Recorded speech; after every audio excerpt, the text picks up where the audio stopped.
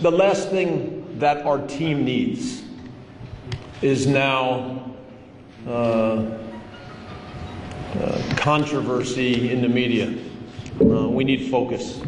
آخر حاجة الفرقة محتاجة دلوقتي اللي تعمل مشكلة مع الإعلام في حاجة زي دي. بقول لك آخر حاجة يعني المنتخب محتاج أو يفكر فيها. And you know me by now. I have many conversations with players that I don't talk about with the media because I feel that the one-on-one relationship and the discussion is important and it's not meant for the media. دلوقتي بقى سنة وشهر عارفين بقول لك أنت عارف دلوقتي هو في أوقات كتيرة جدا بيتقابل مع لعيبة وش لوش راجل لراجل مع بعض بيتكلموا مع بعض بعيد عن الإعلام وبعيد عن الميديا. وأنت عارف دلوقتي هو بيحاول اللعيبة اللي دي هو بيحاول وش بوش يتكلم معاهم. Okay. So in this case, to make it very simple.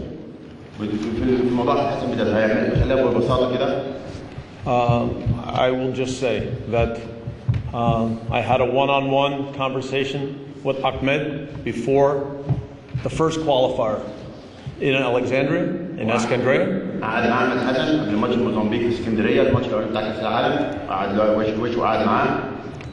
I thanked him for everything that he had given to football in Egypt.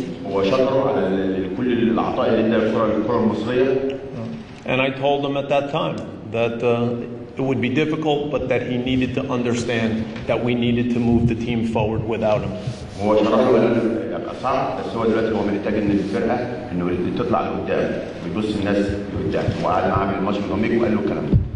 موضوع ان انا كنت زعلان قبل كده ما بيعرفش او اتصل الكلام ازاي كان بيستخدمه حتى لما عملتهم ده لما قعدنا مع بعضنا قلت له بالنسبه للشركه دي وان انا العب ما ينفعش اصلا ان انا لازم العب ولازم ابقى موجود لا انا باجي بجتهد بحاول اكون موجود طبعا شرط اي لعيب اللي هو يكون موجود في المنتخب ويشارك مع المنتخب لكن حته ان انا ازعل لو الشريف لعب او الشناوي لا بالعكس انا هكون اول واحد بلعب ليهم واحنا عندنا حلم اكبر من ان الواحد يعتمد على نفسه عايزين لا يحب نفسه اكبر احنا كلاعيبه كبيره سواء انا او بخير او الجمعه يمكن الفرصه الاخيره لنا الوصول لكاس العالم وانا اتمنى ان انا اكون جزء من الناس اللي موجوده في كاس العالم ان شاء الله نوصل ان شاء الله فحته ان هيبقى في قصه زعل او كده لا ان شاء الله موجود مع المنتخب الجهاز الفني قرر ان انا العب ابقى موجود